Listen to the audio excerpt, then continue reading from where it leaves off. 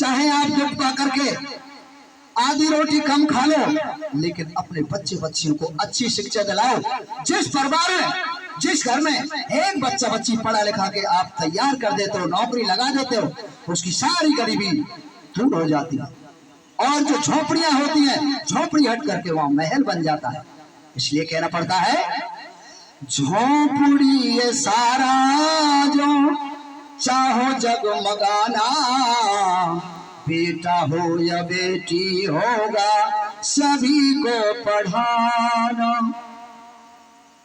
तीसरी कड़ी क्या है? बाबा साहब क्या कहते हैं? बाबा साहब कहते हैं,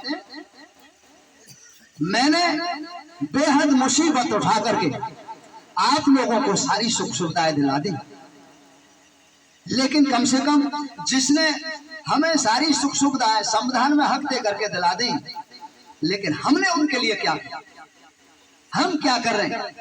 यानी हम माल बाबा साहब के संविधान का खा रहे हैं, माल बाबा साहब का खा रहे हैं, बालाजी की सभामनी कर रहे हैं, देवी का जागरण कर रहे हैं, और क्या है, नौकरी लगता है बाबा साहब के संविधान से, सत्संग करा रहा है।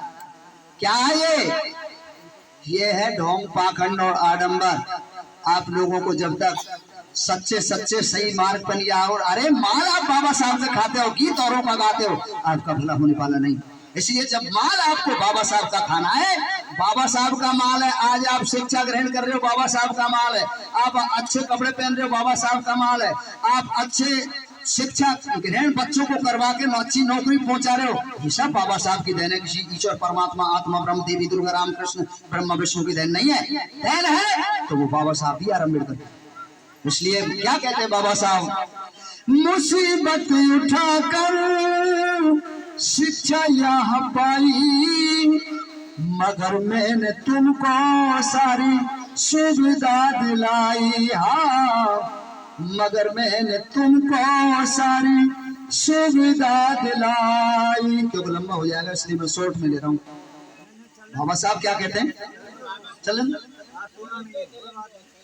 मुसीबत उठा उठा कर, मुसीबत उठा उठा कर शिक्षा यहाँ पाई, मगर मैंने तुमको सारी सुविधा दिलाई। हो मुसीबत उठाकर शिक्षा यहाँ पाई, मगर मैंने तुमको सारी सुविधा दिलाई। हाँ, मगर मैंने तुमको सारी सुविधा दिलाई। बाबा साहब क्या कहते हैं? जयंती है मेरी न बेशक मनाना। क्यों मना करते हैं बाबा साहब? बाबा साहब इसलिए मना करते हैं, आज हमारे लोग जयंती नहीं मना करके शक्ति प्रदर्शन करते हैं।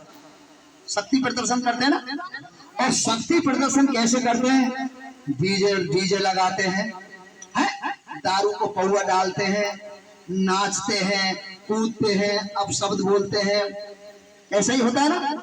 इसलिए बाबा साहब ऐसी जयंती नहीं चाहिए। जयंती कैसी चाहिए? आप एक जगह बढ़िया पंडाल लगाइए, वहीं आप तो हैं, लेकिन आप तो हैं, और आपके साथ साथ आप दूसरे अदर लोगों को भी बुलाइए। उस पंडाल में बुलाने के बाद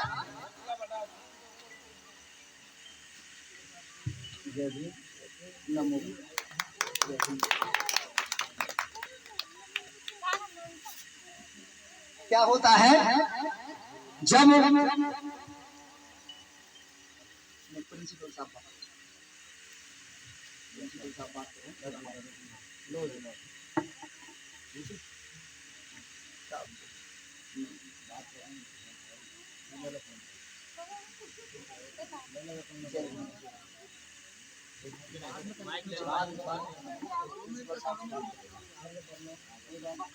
तो देखिए, बाबा साहब ने शिक्षा के लिए हमको कितना बोला,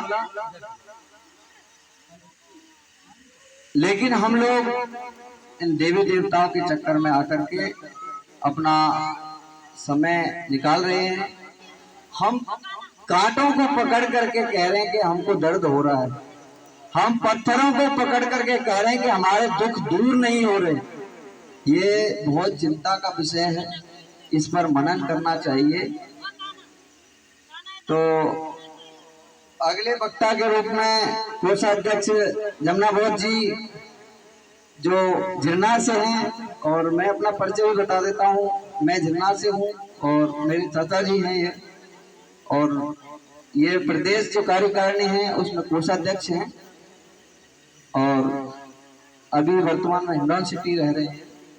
तो अपने विचारों से अवगत कराएंगे। सर्वप्रथम तथागत गौतम बुद्ध को नमन करते हुए, बाबा साहब अम्बेडकर के नमन करते हुए तथा श्रद्धेय डॉक्टर धनानंद और बनते जी को और बाकी के सब अपने पदाधिकारियों को जय भीम नमो बुद्धाय एवं सभी बस्ती वालों को जय भीम नमो बुद्धाय। हाँ, तो मैं सबसे पहले, जैसे सभी जानते भी होंगे बाबा साहब के बारे में, करीब करीब सभी जानते हैं, लेकिन हमारी माता बहनें, छोटी बच्ची, इनको कम नॉलेज है, इसलिए मैं थोड़ा सा उनके बारे में बता रहा हूँ। इसके बाद में आगे की चर्चा करूंगा। शुरुआत से मैं बाबा साहब से बात कर रहा हूँ। बाबा साहब अम्बेडकर, उनका जन्म 14 अप्रैल 1851 में हुआ। तो मतलब बाबा साहब अम्बेडकर का जन्म करीब ये मान लो 132 साल, अभी ज्यादा दिन नहीं हुए, 132 साल पहले पैदा हुए थे। 132 साल पहले पैदा हुए थे। और इनका हमें पता है, जबकि हम ये काल्पनिक देवी देवता पूजते नहीं है, राम कृष्ण हनुमान भोले बाबा पार्वती लक्ष्मी, इनका हमको आज तक